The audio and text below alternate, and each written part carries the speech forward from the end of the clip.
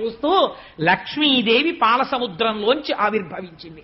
అమ్మవారి చూపులు ఎంత దిశల వరకు పడ్డాయో అంతవరకు దరిద్రములన్నీ తొలగిపోయి అందరూ ఆనందమును పొందారు. లక్ష్మీదేవి జన్మించింది. ఆనాడు పాలసముద్రం దగ్గర ఉత్సవం జరిగినట్టు జరుగుతోంది. నేను ఇక్కడ నమ్మి ఒక మాట చెప్తున్నాను. ఇవాళ ఈ ఘట్టాన్ని ఎవరు విన్నారో వాళ్ళకి కొన్ని కోట్ల జన్మలు తరమవలసిన దరిద్రం నశించిపోయింది. ఇది పరమ యథార్థం. అందుకని ఆ తల్లి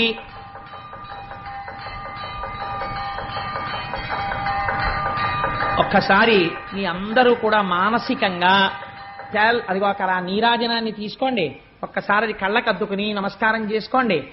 స్వామి త్రిమూర్త్యాత్మకమై దత్తాత్రేయుడై ఉన్నాడు. చక్కటి జేగంటలు మోగే ఈ దేవాలయంలోను. అటువంటి పరమ పవిత్రమైనటువంటి